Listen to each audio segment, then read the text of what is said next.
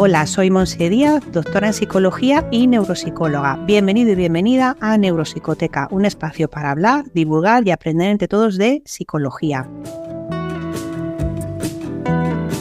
En este episodio tenemos el honor de contar con un invitado muy especial, Antonio Lavanda Díaz. Antonio es un reconocido psicólogo educativo y coordinador de la sección de Psicología Educativa en el Colegio Oficial de la Psicología de Madrid. Tiene una amplísima trayectoria en el campo, ha trabajado en diversas instituciones educativas y ha contribuido significativamente a la investigación y práctica de la psicología educativa. Pues en esta ocasión, Antonio nos hablará sobre los conceptos clave de la psicología educativa, cómo esta rama de la psicología juega un papel crucial en nuestra sociedad y exploraremos temas como, por ejemplo, las intervenciones en contextos educativos, los desafíos que se enfrentan los psicólogos educativos hoy en día y cómo podemos mejorar el aprendizaje en diferentes etapas de la vida. Buenas tardes, Antonio, muchas gracias. Hola, buenas tardes, encantado de estar contigo y con vosotros. Eso es, pues vamos a empezar contando un poco, Antonio, tu dilatadísima trayectoria y sobre todo vamos a hablar de psicología educativa y yo voy con la primera pregunta. ¿Por qué elegiste la trayectoria de psicología educativa? Bueno, cuando terminé la carrera de psicología, la licenciatura, pues fue algo que siempre me llamó la atención. Es decir, bueno, pues el trabajo con los niños, con las dificultades, las necesidades educativas. Y por lo tanto, bueno, tuve la suerte de iniciar en un centro pequeñito, pero que se dedicaba, bueno, pues a psicología educativa, lo que era la orientación en aquella época, que evidentemente no tiene nada que ver con esta, ¿no? Eso me fue formando, me fui formando en educativa y entré en una institución que ahora, bueno, pues desgraciadamente ya no existe, porque, bueno, lo compró una multinacional italiana y, por lo tanto, pues, bueno, pues aquel centro que era familiar, pero también de carácter internacional, pues ha desaparecido. Pero eso, evidentemente, me dio un empujón tremendo a lo que es psicología educativa, porque estábamos en muchos centros asesorando a orientadores, a psicólogos y la posibilidad de hacer, bueno, pues instrumentos para evaluación.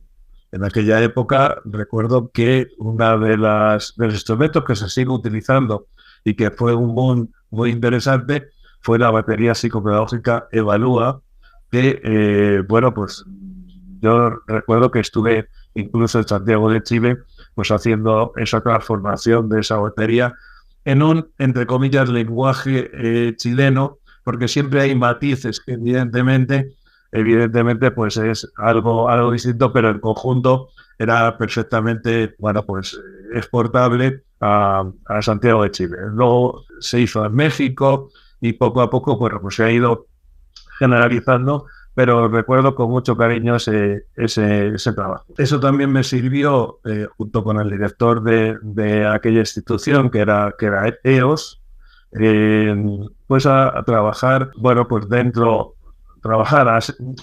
más bien a participar y colaborar con el Colegio de la Psicología de Madrid. Fui secretario unos cuantos años y llevo pues ya 3 convocatorias como coordinador de la sección. Y también, bueno, pues también he podido tener la suerte de ser vocal de Psicología Educativa en el Consejo General de la Psicología. Y bueno, toda esa es mi trayectoria y la verdad que, bueno, pues feliz y participar en lo que es la psicología educativa, porque me parece que es un campo que está un poco como por debajo de otras áreas, especialmente de clínica, que sin embargo acoge mucha gente, a muchos psicólogos, ¿vale? Y que de una manera más directa en centros educativos, institutos, equipos de orientación e indirecta en gabinetes, al final hay un grupo numeroso de profesionales que se dedican a educativa. Y bueno, pues realmente estoy orgulloso de formar parte y de alguna forma tener esa coordinación en el Colegio Oficial de la Psicología de Madrid. Y es verdad que cuando hablamos de psicología, creo que a la población general, ¿no? Y a muchos de los que ejercemos, se nos viene a la cabeza lo que es la psicología clínica, ¿no? Es como el campo, efectivamente, ¿no? Predominante, yo creo que falsamente, ¿no? Porque luego si investigas un poco ves que dentro de la psicología clínica, ¿no? Hay muchas áreas. Hoy no vamos a hablar de psicología clínica, hoy vamos a hablar de lo que has venido a contarnos, psicología educativa. Entonces, vamos a delimitar qué es psicología educativa y sus principales áreas de trabajo. Bueno, psicología educativa, evidentemente a veces nos centramos un poco en la parte escolar, ¿no? En la parte de centros. Entonces, bueno, es la que participa, digamos, el profesional que participa en cualquier situación de aprendizaje. Claro, eso es muy amplio, porque Claro. con la situación de aprendizaje podéis desde la época más infantil, desde 0, 3 años, pero también, bueno, centros de tercera edad, gabinetes privados donde se trabaja dificultades de aprendizaje, etcétera, y son profesionales que se dedican a psicología educativa. Por lo tanto, es cualquier situación de aprendizaje visto de una manera muy amplia. Y evidentemente hay funciones muy claras dentro de psicología educativa, que es la evaluación psicoeducativa, porque cualquier, digamos, oyente que bueno, pues vea, bueno, se hace evaluación psicopedagógica. Nosotros intentamos no utilizar psicopedagógica, sino psicoeducativa, ¿vale? Tiene un matiz un poco distinto. Eso es importante, quizá, ¿no? El matiz. Claro, evidentemente la evaluación, lógicamente, todo lo que es la atención a familias, ¿vale? El asesoramiento a familias, que también es un amplio espectro, es decir, porque hay familias que vienen a hablar pues de algún problema de aprendizaje, que está dentro de la psicología educativa, pero también vienen a hablar de temas personales. ¿Qué puedo hacer con mi hijo? Hablar de temas de límites, hablar de temas de normas, hablar de aprendizaje, de autorregulación del aprendizaje, de autorregulación emocional, en fin, son temas muy amplios que la familia vienen, pues yo siempre digo que el departamento de orientación o el departamento que está en un centro educativo tiene que tener las puertas abiertas. Con eso quiero decir que un alumno puede ir, si te va un alumno al gabinete, es porque quiere contar algo y tú tienes que atenderle, porque ese es el momento de atención. Por lo tanto, tienes que estar, bueno, pues un poco pendiente de cualquier dificultad que haya para poder atender. Por lo tanto, luego estamos hablando de evaluación psicoeducativa, estamos hablando de asesoramiento a familias y orientación a familias y, por supuesto, orientación al profesorado. Lógicamente, el profesorado necesita ayudas en cuanto a niños de necesidades educativas, dificultades de aprendizaje, qué puedo hacer en tutoría con temas de bienestar psicológico, cómo puedo trabajar esto, etcétera. Y, lógicamente, el equipo directivo es fundamental, porque ese apoyo del equipo directivo hace que todo sea mucho más fácil. Por lo tanto, en un centro educativo tocas absolutamente todos los estamentos, desde, de alguna forma, pues la persona que está en secretaría o en portería, donde a veces te da las llaves y es una persona también importante. ¿Por qué? Pues porque viene una familia y hay una reunión del departamento de orientación del psicólogo educativo y tiene que estar enterado y a veces parece que es el menos importante y bueno, hay que atender a esa persona también. Padres, familias, alumnos, profesores, y realmente, bueno, pues estás ahí para que en cualquier momento pues pidan un asesoramiento y una ayuda y tú tienes que ofrecérsela, ¿no? Y dar una solución. Sí, más que nada lo que decías, ¿no? Que puesto que es un departamento, ¿no? Un profesional que tiene que tener las puertas abiertas, es verdad que la recepción que se hace desde el minuto cero ante esa demanda tiene que ser abierto de mente, sin lugar a dudas, ¿no? Y con una recepción amable, porque muchas veces nos encontramos con que los alumnos, a lo mejor somos su refugio, no tienen otro refugio, ¿no? Que poder contárselo a alguien, que somos ese nexo de unión para luego, cualquiera que sea el problema que tengan, ¿no? Puedan desarrollarlo de una manera más clara, ¿no?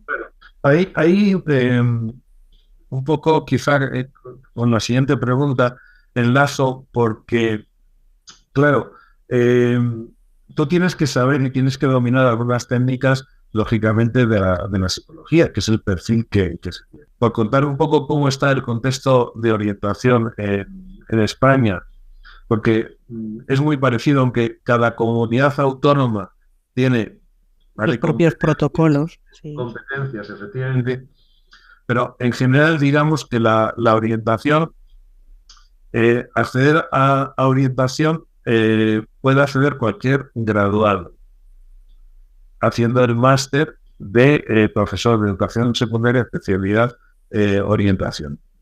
Y evidentemente, bueno, pues hoy en día se puede hacer con una oposición, que sería normalmente orientador o en un instituto o ya en equipos específicos o generales, es decir, los EOE, y en centros concertados donde, bueno, pues es a través de, bueno, pues entrevista y que haya un contrato.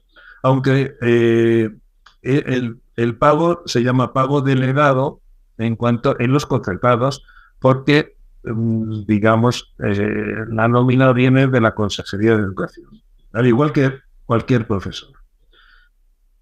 Pero como puede acceder cualquier profesional, incluso en una oposición, eso puede ocurrir que alguien, en general, pues puede ser un maestro, pero también se han dado casos de una persona que hace filosofía o hace cualquier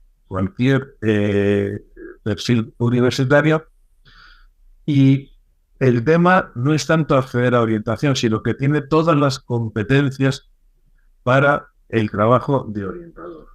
Y eso supone que haya muchas veces dificultades para entender todo aquello que nosotros como psicólogos vemos en cuanto a las herramientas de evaluación, por ejemplo, las herramientas de intervención, ¿no?, que es mucho más complejo. Claro. ¿Qué es lo que ocurre? Que a veces existe el tema como es orientación. Bueno, viene una familia, viene un niño con, bueno, una propuesta, es que es muy movido, puedes tener TDAH. Salud mental, neurología. Yo creo que desde la psicología tenemos herramientas para hacer un diagnóstico. Correcto. Y hay que, digamos, bueno, pues ver o verificar, o incluso tema de medicación, evidentemente está en neurología, vale, pero que si hay algún problema, hablo como TDAH, como cualquier otro problema de inquietud a nivel emocional, es decir, a veces salud mental está tan saturada por estas derivaciones que hace que realmente desde un centro educativo sí se puede atender estas digamos, bueno, pues dificultades. Evidentemente, una dificultad mayor, realmente, pues una patología grave, pues tienes que hacer derivación. Pero tienes que orientar a la familia dónde tienen que ir, si tienen que ir a salud mental, incluso a urgencias, porque puede ser un tema. Pero ¿cuántos alumnos hay con esas urgencias? Bueno, pues yo creo que realmente hay muchos temas de, bueno, pues digamos, de bienestar psicológico que se pueden atender, se pueden orientar, se pueden trabajar de nuestro centro educativo, siempre que, y lo tengo muy claro, que el perfil sea de psicología educativa. ¿Vale? Coincido contigo porque creo que quizá, ¿no?, por nuestra formación durante la licenciatura, durante el grado, tenemos más herramientas, ¿no?, que una persona que venga de otro campo, ¿no? Claro. Entonces, ahí yo creo que es importante que la orientación,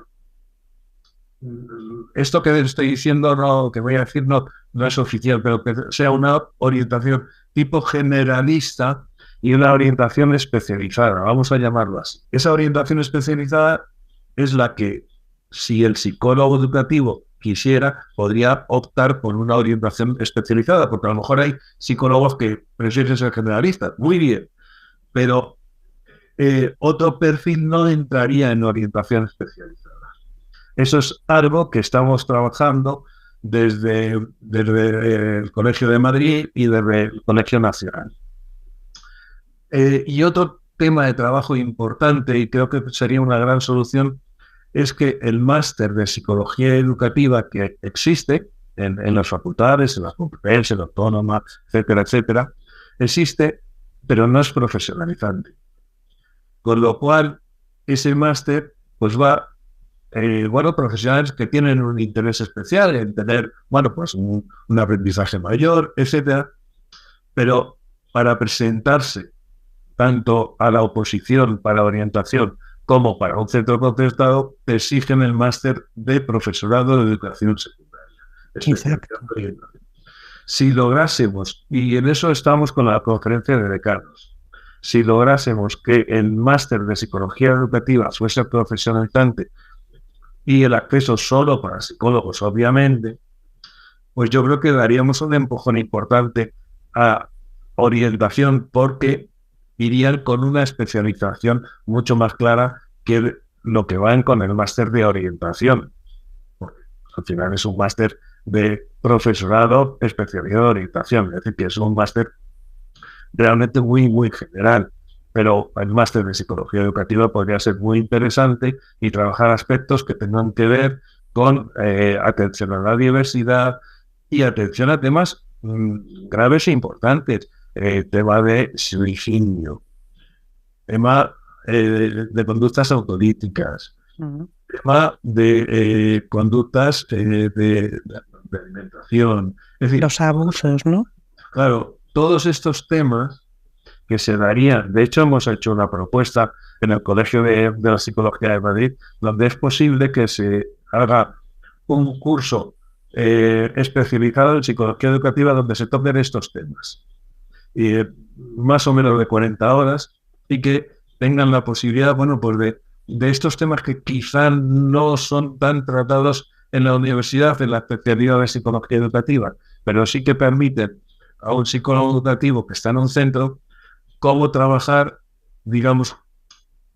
cómo orientar y cómo asesorar a una familia con una conducta autorítica, cómo asesorar a los profesores y qué puntos tienen que ver para darse cuenta de que ese alumno tiene una dificultad emocional. Y eso quizá, Antonio, no sé si te parece que sería interesante desde el punto de vista de quitar un poco ese complejo de hermano menor, ¿verdad? Con respecto a la psicología clínica, ¿no? Que tiene su propio máster habilitante. Claro, porque parece que la psicología educativa, incluso hay algún profesional, no, pero dislexia, entonces, ¿quién la puede diagnosticar? Vamos a ver, si tú eres psicólogo, diagnostica dislexia, que es una dificultad específica de aprendizaje en la lectura. Lo más grave es dislexia, ¿no? Pero es que un trastorno del espectro autista lo puede diagnosticar, ¿vale? Luego existen a veces unas ambigüedades tremendas, es decir, tú puedes hacer y yo he hecho un diagnóstico de trastorno del espectro autista para educación. La resolución se llama así por parte de inspección es favorable, por lo tanto, ese alumno es un TEA y tiene unas ayudas, pues, digamos, con recurso extraordinario, PT, AM, puedes trabajar con. Sin embargo, si le quieres derivar a un aula TEA, sí se necesita un informe de hospital donde claramente ponga que es un alumno TEA. Quiere decir que para una cosa seguimos siendo un poco hermano menor, es decir, para una cosa parece que, vale, si mi diagnóstico vale para educación, ¿por qué no vale para derivación a una aula TEA? Y bueno, pero claro, hay gente que no se atreve, y profesionales que no se atreven a hacer ese diagnóstico. Hay profesionales que, pues directamente lo derivan a neurología, a neuropediatría. Yeah. Bueno, yo creo que la especialidad de psicología educativa sí te da recursos, conocimiento de instrumentos donde puedes realizar una evaluación. Y evidentemente, siempre pues tienes la ayuda de un complemento de evaluación con los profesionales de la sanidad, neuropediatría, salud mental, etc. Pero yo le llamo complemento, ¿vale? Y no que me hagan un diagnóstico. Igual que a un neurólogo yo ya no lo he visto, pero a veces te decía, que pase el orientador tal y tal prueba. Bueno, yo sabré qué pruebas tendré que pasar. En fin, como no le digo al neurólogo qué es lo que tiene que hacer. Por lo tanto, esa obviamente entre psicología educativa, orientación y sanidad es fundamental. Fundamental porque al final tratamos de niños y el objetivo es tener la mejora en todos los sentidos de ese niño, ¿no? Y eso es importante. Yo creo que en la psicología educativa tiene su campo, tiene un gran campo, y el complemento y la ayuda de sanidad es muy importante. Claro que sí. Estás escuchando Neuropsicoteca, un espacio conducido por Montse Díaz para profesionales de la psicología y de las ciencias de la salud. Vamos a pensar en muchas de las familias, ¿no?, que tienen niños con dificultades de aprendizaje, una discalculia, una disortografía, una dificultad en el proceso de aprendizaje, como es la dislexia. ¿Cuál es, según tu criterio, según la evidencia que has recogido a lo largo de tu dilatadísima carrera, cuáles son las estrategias más efectivas que podemos utilizar en este tipo de niños con dificultades de aprendizaje para poder apoyar este tipo de alumnos, que son como muy específicos, ¿verdad? Claro. Pues mira, ahí también tenemos un problema. El problema es el siguiente. Los niños de necesidades educativas especiales sí tienen, se llama así, pues recursos extraordinarios. Bueno, se le puede sacar en lengua, en matemáticas, con adaptación curricular significativa. Eso significa que, los criterios de evaluación y las competencias curriculares están en función del nivel que tiene el niño. Y por lo tanto, pueden seguir su escolaridad, casos muy graves no, pero pueden seguir su escolaridad e incluso obtener el título de grado en secundaria. Uh-huh. Bien. ¿Qué es lo que ocurre con las dificultades específicas de aprendizaje? Que no hay ayuda de recursos extraordinarios. Nosotros hicimos incluso una solicitud a la Consejería de Educación proponiendo que un alumno con dislexia diagnosticada a partir de cuarto de primaria fuera un niño de necesidades educativas, porque hay niños que tienen muchas, no lo conseguimos. Entonces, estos niños, están ahí sin ayuda. Lo que sí es cierto es que hay un protocolo en el que cada año el tutor tiene que rellenar ese protocolo para ver qué medidas se pueden utilizar con ese niño. Por ejemplo, aumento de tiempo, realizar los exámenes de forma oral, etc. En función un poco de la evaluación que se hace desde el Departamento de Orientación, que le permite al tutor o a los profesores, hay niños que a lo mejor no necesitan, pero sí necesitan eso, que se le lean las preguntas, que la estructura del examen sea distinto. Son adaptaciones más metodológicas, por lo tanto, los criterios de evaluación son los mismos, no se le bajan los contenidos, pero sí se le facilita el examen, el que, digamos, la complejidad del examen le sea más sencilla. Preguntas más cortitas, enlazar con flechas. No le están bajando el criterio de evaluación de los contenidos, pero sí le están facilitando el acceso a ese examen. Eso sí existe y se hace. Por lo tanto, es importante. Pero yo creo que quizá hay algunos niños que sí necesitan como un apoyo un poco más individualizado, y hubiera sido bueno que desde la consejería nos permitieran que ese alumno saliese un apoyo. Oficialmente puede salir. Es decir, que si es un alumno que se ve que puede tener una ayuda de EPT, pero siempre con adaptaciones metodológicas, ¿vale? Y nunca con adaptaciones significativas, que solamente son exclusivas de niños con necesidades educativas especiales. Y yo creo que ahí viene uno de los desafíos, ¿no?, a los cuales nos podemos enfrentar como psicólogo educativo, ¿no? Ese es uno de los desafíos, pero hay más, ¿no? ¿Cuáles pueden ser, Antonio? Bueno, evidentemente las dificultades de aprendizaje están ahí, son dificultades importantes y que hay que atenderlas. y evidentemente todo el ajuste emocional que es un desafío para el profesorado, para los centros educativos.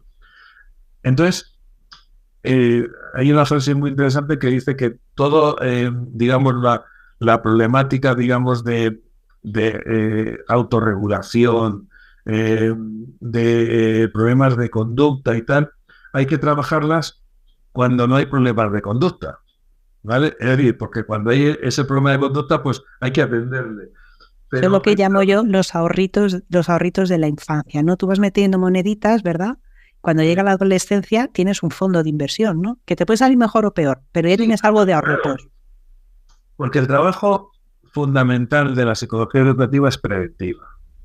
Hay una prevención primaria y una secundaria. La terciaria lo tendrían los clínicos. Pero esa primaria, bueno, pues es atender de forma en grupo, trabajar, etcétera.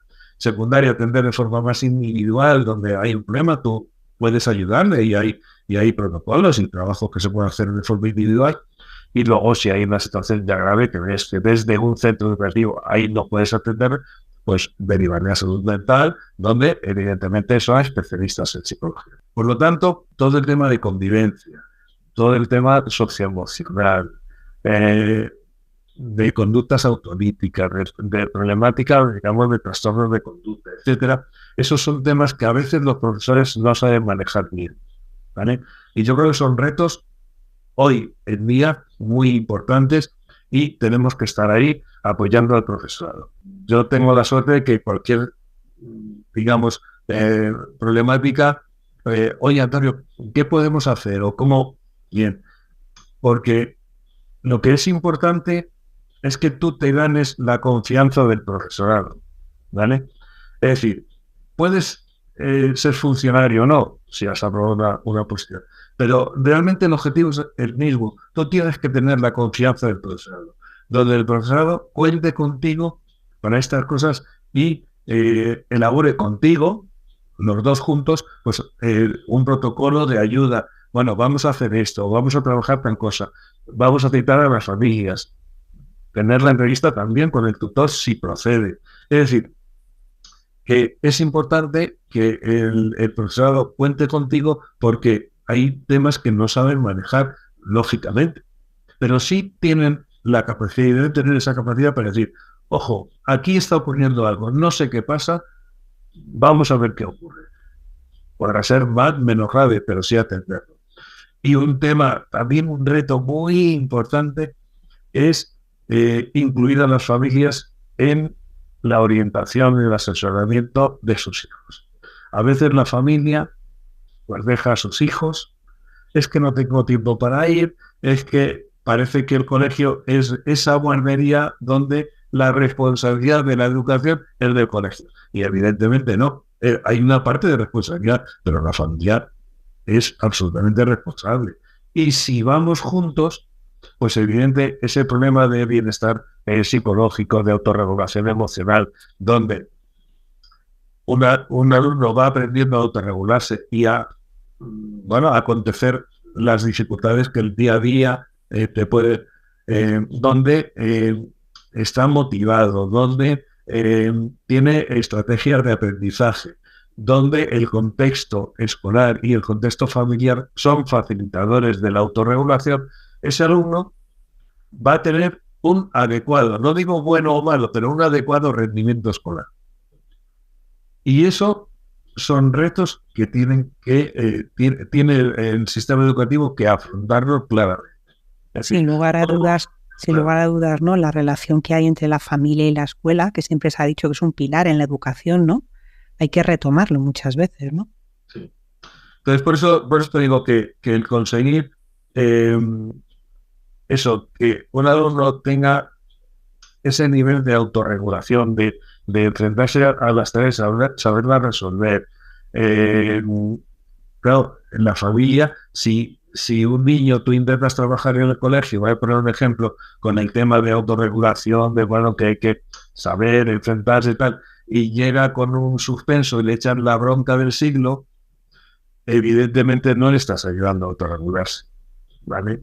Entonces, la familia tiene que tener también El problema es que a veces haces una reunión y te vienen muy pocas familias. Y encima te vienen aquellas familias que menos necesitan porque tienen, bueno, pues una implicación clara en la educación de sus hijos.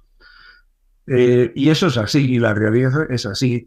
Yo entiendo que ahora estamos muy ocupados, que tenemos poco tiempo, pero es cierto que es fundamental que la familia participe del centro educativo, trabaje en línea con el centro educativo, y evidentemente a veces no puede estar de acuerdo, no tiene por qué estar de acuerdo con todo, pero vamos a hablar con el tutor, vamos a hablar, vamos a ver, y no como ocurre a veces, donde ahora ya ha salido incluso una normativa de que no se pueden llevar móviles al colegio, pero yo he presenciado que la tutora le quitó el móvil porque lo había sacado, y la madre, en este caso era la madre, pues justificaba claramente a su hijo, incluso casi retaba un poco a la tutora de que, vamos a ver, si la tutora te está diciendo esto, que ha quitado el móvil, puedes a tu hijo primero es decirle, no se puede, o no se puede sacar el móvil. Y si tienes algún matiz, anda con la tutora personalmente. Pero no defiendas a tu hijo de algo que en tutoría te están diciendo que eso no se puede hacer. Es decir, que esa defensa que a veces no ayuda para nada a los hijos. Sobre todo yo creo que es una cosa muy importante, ¿no? Que nos encontramos, ¿no? Esa defensa a ultranza de las conductas de los hijos, en el fondo no les está enseñando, porque claro, ellos se encuentran con que hay una serie de normas y tienen que cumplirlas, no porque sean niños o adolescentes, sino porque en la vida también de adulto está todo lleno de normas, ¿no? Entonces tú les vas entrenando en esas pequeñas frustraciones cuando tienes que tener las normas, ¿no? Entonces yo creo que no sé si seguro que lo has visto, ¿no? Muchas veces los padres justifican, ¿no? Todo lo que hacen sus hijos porque les creen en posesión de la verdad, y yo creo que les hacen un flaco favor, ¿no? De alguna forma es, bueno, pues una sobreprotección en el que evidentemente ahí el niño no sabe, al final no sabe qué es lo que está bien y lo que está mal. Está claro que los límites y las normas es un mecanismo para ayudar a la autorregulación emocional. Claro, pues dentro, evidentemente, de la edad, dentro de una educación, pues bueno, pues realmente con límites, con normas, una educación positiva, una educación donde a tu hijo, en función de la edad, le deje participar, cuente, le oigas, le escuches. Eso es fundamental, pero a veces vamos con tanta prisa que nos olvidamos de esto. Pero en los colegios sí se necesita ese apoyo de la familia, sí se necesita, y es muy importante. Entonces, sería otro reto. Fíjate que ya estamos hablando de retos, y luego a lo mejor pues también el reto de la tecnología. Fíjate que hemos ido para atrás un poco, es decir, antes incluso niños pequeños se trabajaba solo con tablet, salió de esa moda. Yo a veces digo que en educación vamos por modas y no por evidencia científica.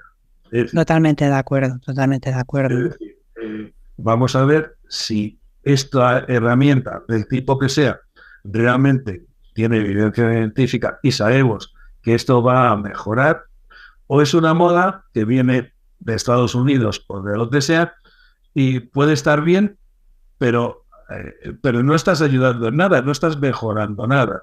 Entonces, todo el tema de tablet, de estudiar a través, pues se ha visto que eso, sobre todo a niños pequeños, al final el lápiz y el papel es lo que hace que la coordinación visomotora, la madurez neurológica, etcétera, pues hace que realmente sea el instrumento que se debe de utilizar. Además, estas herramientas digitales, es verdad que, aparte de ser otro reto, ¿no? Precisamente por lo que hablamos del uso del móvil, ¿no? De cómo se ha establecido una cierta moda, ¿no? Que ahora se está volviendo hacia atrás, ¿no? Volvemos al lápiz y al papel. ¿Crees que puede ayudarnos en nuestra relación con los estudiantes, lo puede dificultar. Hemos hablado alguna vez de tecnología, ¿no? Y cómo esa tecnología nos puede ayudar, ¿no? Y de hecho nos está ayudando en algunos retos, ¿no? Sin ir más lejos, ¿no? El uso de determinadas formas de comunicación con niños que hasta ese momento no tenían esa capacidad gracias a las herramientas digitales, ¿no? Pero ¿crees que más allá de esa visión general, ¿no? De forma específica, ¿crees que esto puede ayudar a los estudiantes, las herramientas digitales? A ver, yo creo que tampoco puedes ir en contra de los avances. Ni demonizar algo que está presente en nuestro día a día, ¿no? Eso está presente y está ahí. Por lo tanto, claro que nos puede ayudar. Tú sabes que desde psicología ya las herramientas de corrección son en muchos casos online. Es decir, no hay el papel ya está pasando a un segundo plano, ¿no? No hay posibilidad. Es decir, todo avanza. Y bueno, pues los niños pues tienen que tener también esas herramientas y el buen uso de esas herramientas. Ahí voy. Eso es importante. Entonces, bueno, pues se está diciendo que sobre que a los 16 años es una buena edad para que tengan un móvil. Pero es que hay niños con 8 años que tienen un móvil. Realmente no saben, es decir, no saben, digamos, lo que puede ocurrir con un mal uso, porque no tienen esa capacidad, ¿vale? Y hacen un mal uso siendo inocentes. Entonces, pues yo creo que es mejor. Pero sí es verdad que la cultura del buen uso de esas herramientas es fundamental también trabajarlas y saber que tiene unas consecuencias el mal uso, incluso penales. ¿Sí? Es que puedes subir una foto y tal. Bueno, pues no puedes subir una foto sin permiso. No puedes tener una red social con menor edad. Yo a veces a los padres les digo, mira, tu hijo, tú sabes la clave de tu hijo para Instagram, ¿vale? O TikTok. Digo, pero tienes que saber que tendrá otro usuario y otra contraseña donde ya no es oficial. Entonces no seamos también inocentes. Y hablemos con ellos y también no les cojamos el móvil o la tablet y no, como sabemos el número secreto, ver lo que hacen, porque ese espionaje al final lo que hace es que no tengan confianza.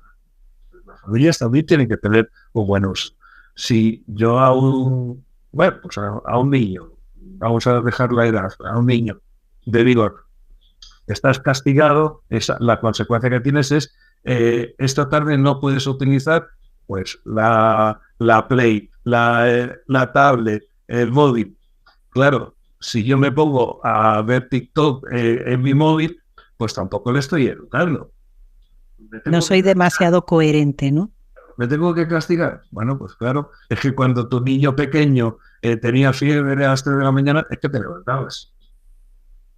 Era otra forma de castigo, ¿no? Digamos, ¿eso te gustaba? No, pero hay que atenderle. Quiere decir, entonces, si tú quieres atender bien a tu hijo, pues también tendrás que tener, bueno, pues esa conducta en la que participes y seas empático con esa consecuencia que le has puesto, ¿no?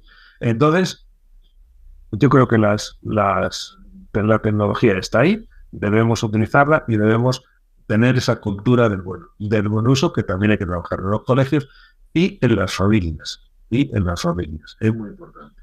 Y yo creo que forma parte de una formación que va más allá, ¿no?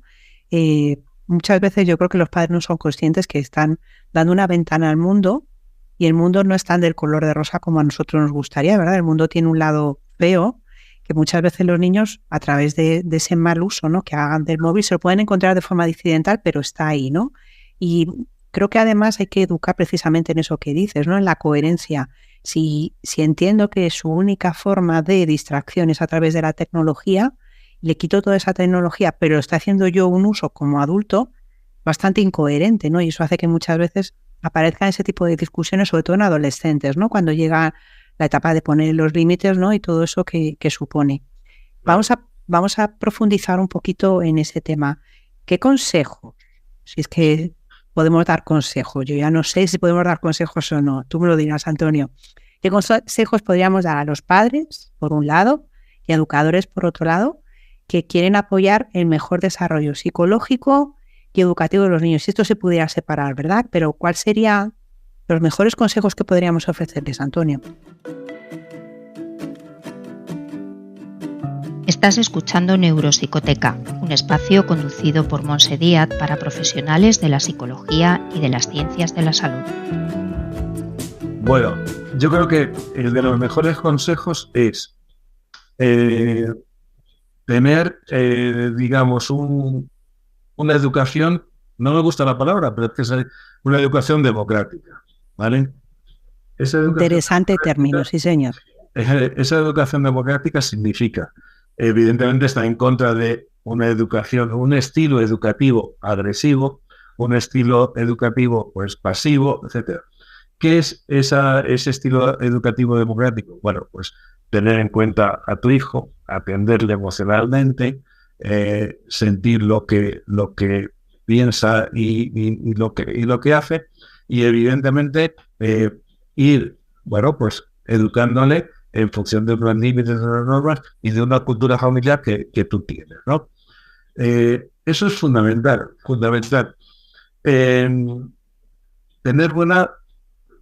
Es fundamental tener buena autorregulación, y el contexto autorregulador familiar es muy importante. Por lo tanto, bueno, pues desde ese estilo educativo democrático, yo voy a hacer partícipe en función de la edad a mi hijo y voy a ayudarme a que sea más responsable, a que sea tolerante, a que tenga empatía y a que resuelva los conflictos de forma, bueno, pues emocionalmente positiva, ¿no? Pero eso no es de un día para otro. Eso es, ni mucho menos. Eso es el día a día. Entonces, la familia ahí tiene, y a veces nos equivocamos los padres y las madres, claro, incluso siendo psicólogos, claro que sí, ¿vale?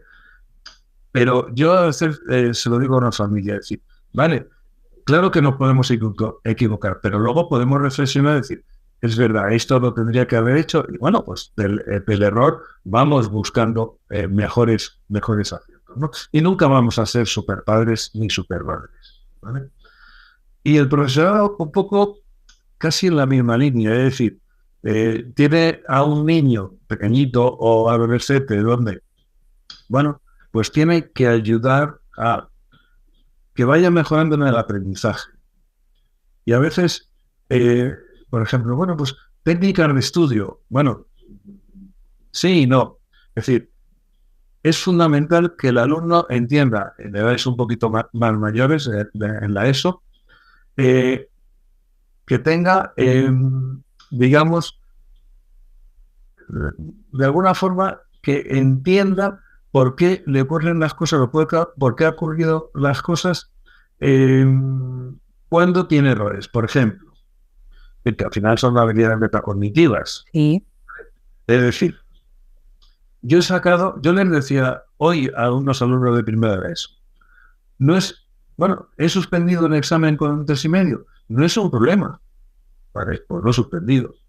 El problema está cuando yo repita en el próximo examen las mismas herramientas que en este primer examen, porque es probable que saque otro 3,5. Que le coja cariño a la piedra, no tropiece con ella, sino que le coja cariño, ¿no? Claro. Entonces, claro, bueno, vamos a ver, ¿por qué he sacado un 3,5?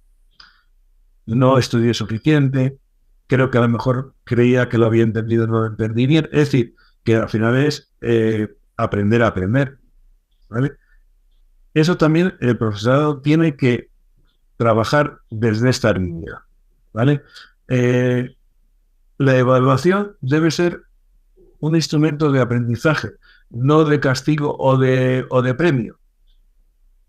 Porque entonces, hoy en día la evaluación, vale, pues lo que estoy diciendo, un 3, ay, es que un desastre, he suspendido el examen. No, ¿qué más da que haya suspendido? Hombre, mejor aprobar, obviamente. Pero que sirva de aprendizaje, que sea algo que te permita poder mejorar, poder ayudar a mejorar tu proceso de aprendizaje. Y eso ocurre desde la ESO, desde bachillerato y universidad. Sí. Así que en todas las etapas. Con lo cual, y a veces el profesorado, hay algún profesorado donde, bueno, por ejemplo, los gritos, es que no te enteras de nada, es que esas palabras son muy fuertes. Vamos a mirar a los ojos al alumno, vamos a llamarle por su nombre, vamos a decir, para mí tú eres importante, ¿vale?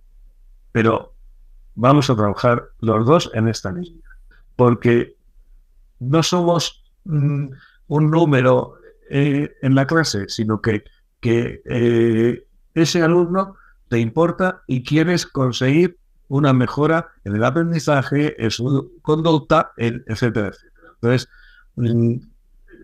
cuando son pequeños, yo incluso a un profesor le digo, pero agáchate. Es decir, mira los ojos, pero no te pongas arriba mirando, porque hay una diferencia. ¿Vale? Pero a una familia le pasa igual, es decir, háblale, mírale y explícale. O sea, los niños necesitan explicación.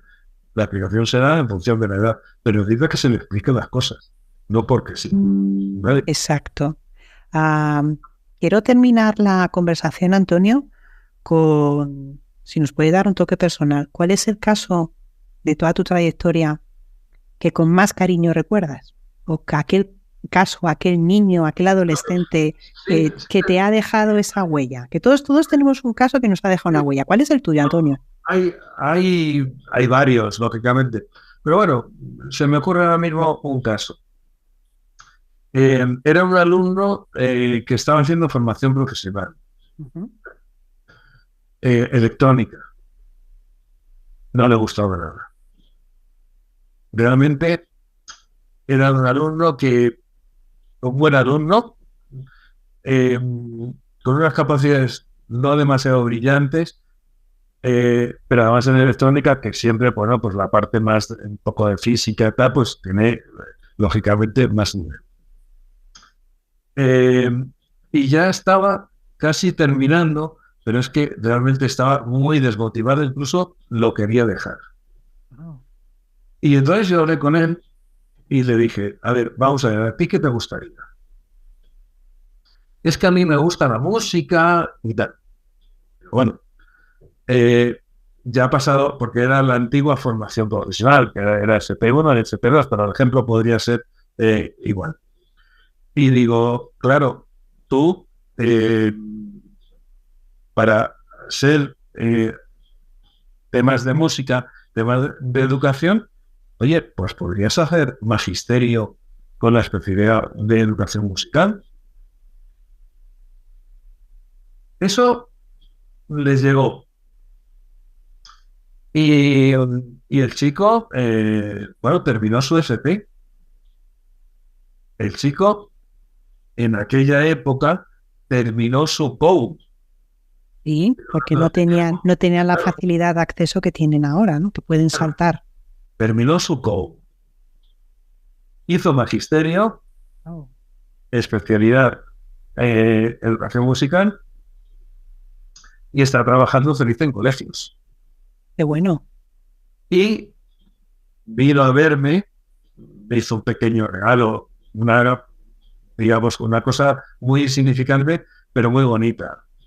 Porque de alguna forma ese alumno consiguió un poco su objetivo y le pude derivar, le pude ayudar, y confió en mí en que su objetivo de vida, incluso no su meta de vida, podría ser otro distinto que no algo tan técnico como la electrónica. Entonces, eso siempre lo recuerdo con mucho cariño. Y es verdad que estos alumnos que nos dejan ahí esa marca, ¿no? Yo creo que todos los que trabajamos en este campo nuestro tenemos algún paciente, algún alumno, alguien que nos ha dejado esa huella, ¿no, Antonio? Sí. Entonces, no sé, la verdad que siempre lo recuerdo. Fíjate que la FP en aquella época pues era como, bueno, la orientación en FP, ¿qué le vas a decir a un técnico en electrónica sobre? ¿Vale? O sea, que era algo más duro, ¿no? Pero bueno, este chaval confió y realmente me ilusionó mucho y seguí. Ya no le sigo, pero evidentemente seguí durante unos años su trayectoria y me alegré mucho de que estuviera en un centro educativo, pues siendo feliz. Qué bueno. La electrónica no hubiera sido feliz. Incluso lo hubiera dejado. Probablemente, ¿no? Lo hubiera dejado porque es que no le gustaba. Es decir, él no sabía qué hacía ahí. Si lo deja, ¿dónde va? Es decir, no tendría otras posibilidades, ¿no? Como terminó, que hizo Go, con lo cual que hace que el salto de FP pues también era importante. Lo terminó en un año e hizo magisterio. Fíjate en el recorrido que hizo, donde, bueno, al final es importante que se vayan consiguiendo y que vayas teniendo objetivos, metas, planificación en tu vida, donde de alguna forma trabajes y te motives por un fin. ¿Y qué vas a hacer? Pues no sé, pues vamos a ver, algo te gustará, algo verás. Y eso también es un trabajo de orientación vocacional que va más allá de ¿me gusta la ingeniería o me gusta? No. Bueno, pues hay aspectos que tienen que ver con autoconocimiento, que tienen que ver con valores de la vida, que tienen que ver con objetivos y metas. Y por lo tanto, eso es un crecimiento personal que tiene que ver con psicología, evidentemente. Sin duda, ¿no? Esa máxima nuestra, ¿no? Pues Antonio, nos vamos a quedar aquí. Te quiero dar las gracias por la maravillosa conversación y todo lo que nos has enseñado hoy. Es verdad que venimos a contar cosas de psicología educativa, que como vemos no es ni mucho menos una hermana menor, ¿no? Tiene que irse desquitando de esos complejos, porque yo creo que hacemos una labor muy importante en este campo, ¿no? Como es el de trabajar en el futuro de muchas personas, ¿no, Antonio? Pues sí, yo creo que al final es lo que te queda y que el poder ayudar y el poder asesorar, porque las decisiones son de los alumnos, ¿vale? Pero el poder reflexionar con ellos, mira esto, investiga tal cosa, pues yo creo que el crecimiento a nivel general de madurez, de bienestar, de orientación vocacional, pues hace que de alguna forma pues sea una profesión que realmente, como tú bien dices, no es una hermana menor. Tienes mucha responsabilidad. Y yo creo que, digamos que el orgullo es decir, bueno, pues he sacado a estos alumnos adelante, ayudándoles, y al final las decisiones las toman ellos. Bien, pues te agradezco tu presencia, Antonio, el testimonio tan valioso para los alumnos, ¿no? Que puedan ir teniendo claro cuál es ese futuro profesional dentro de la psicología. Pues despedimos aquí nuestro episodio de hoy. Si te apetece aprender o enseñar de psicología, puedes contactar con nosotros en neuropsicoteca.com y proponernos temas de los que quieres que hablemos juntos. Soy Monse Díaz y juntos aprendemos en Neuropsicoteca, la academia para profesionales de la psicología.